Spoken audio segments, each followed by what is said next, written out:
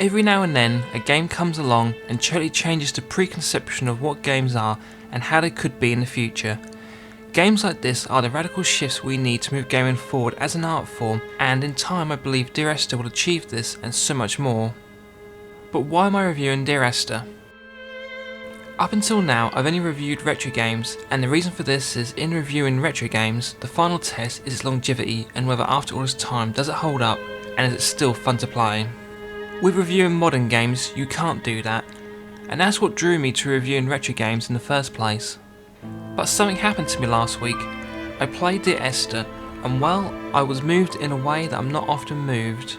Only a handful of movies, TV shows, music, and games have done this to me over the course of my life. After finishing Dear Esther, I went online to find out more about it, and what I found was that most of the written and video reviews were coming from a strange angle. It was like they were trying to review this in a safe way. Basically, whatever they said, good or bad, they were trying to cover their ass. Most people agree Dear Esther is brilliant, but at the same time have given this a lot of criticism. And I know what I'm going to say next is arrogant, but I feel that most people, including a lot of reviewers, have missed the point of Dear Esther. So my hope with this review is to open people's eyes to the brilliance of this game and give a counter-opinion to all the critics. It seems most of the video reviewers and critics for Dear Esther can be split into three groups. Those that outright hate this and don't even think it should be called a game, and those that love this game and think it's a revolutionary concept that will forever change gaming as we know it. And then we have those that are on the fence, that see the brilliance of Dear Esther but point out two glaring flaws in it: the lack of interaction and the short time it takes to complete this game. Both these things people have taken issue with are kind of the point of Dear Esther.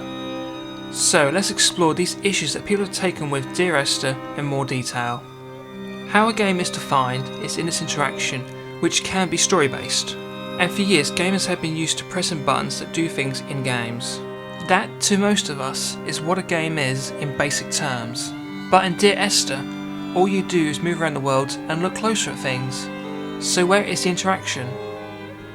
Well, it's done the most genius way ever done, in your head. No, I haven't lost my mind, but the story is done in such a way it doesn't make sense.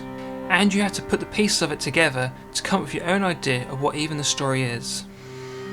From the beautiful locations which are meticulously crafted using Valve's Source Engine 2 to create such a breathtaking world with its own many secrets woven into it.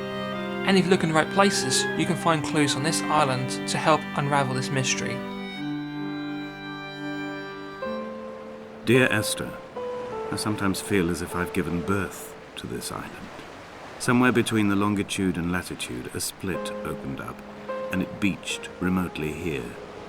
No matter how hard I correlate, it remains a singularity, an alpha point in my life that refuses all hypothesis. I return each time leaving fresh markers that I hope, in the full glare of my hopelessness, will have blossomed into fresh insight in the interim. The brilliantly written dialogue is so well spoken and delivered.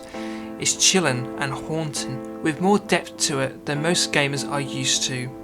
All you really have to go on when playing Dear Esther is what your character is saying. From what you hear, see and feel will lead you to create your own story. You know what? I'll even give you my take on it, and best of all, it won't even spoil this game for you. The character you play refers to someone throughout the game called Donnelly, and the way he talks about him is kinda from the third person.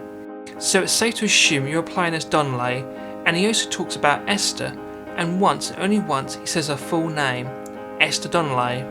So that would most likely mean you're playing as someone whose last name is Donnelly, and Esther is his wife. He talks about it with so much passion that she must be his one true love. Under the breath of his voice is the pain of someone who can't deal or face something he's done, whether it was his fault or not. And that's why I believe he's come to this abandoned island. It's the one place that will never judge him, but also can never forgive him. And I believe the realisation of this comes across in Donnelly's words, as a man who talks and hints about what Donnelly has done, and this fractured reality wall he's built to avoid dealing with Donnelly's pain. His very own pain is breaking down as he makes his way closer to the beacon. And in the end, it's down to you to determine how this ended and what the story was even about.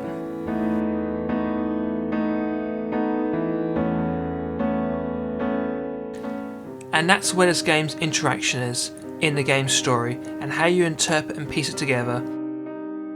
This style of gameplay is a first for gaming, and that's why this game is revolutionary, because no game has ever tried this concept before, and maybe it might never be tried again, but Dear Esther has left its mark and will influence the future and art of video games and reshape what a game is and could be.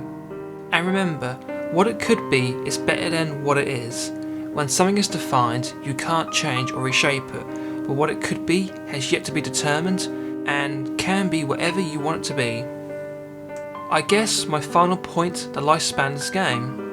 On my first play, I finished Dear Esther in 2 hours and I wasn't disappointed.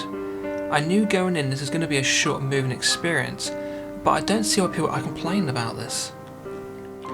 The fact is, this is a short game and that's why it's being sold for a low price on Steam. And do people complain when they pay to watch a movie? No, they don't, mostly. But like a good film, you can always rewatch it many times, and this is the same for Dear Esther. Dear Esther is a 1 to 2 hour experience that you can replay many times over to re-experience the amazing visuals, brilliantly written and well-spoken dialogue, and not forgetting the soundtrack, which is wow! It's amazing and totally complements this game. It's so good, in fact, I even bought it and downloaded it off Amazon. So, that's Dear Esther. I don't know if I've achieved what I set out to do in my review, but if I've opened other gamers' eyes to this masterpiece, then I'm happy enough. So I recommend you download and play this game for yourself, and come up with your very own story. Thank you for watching my review of Dear Esther.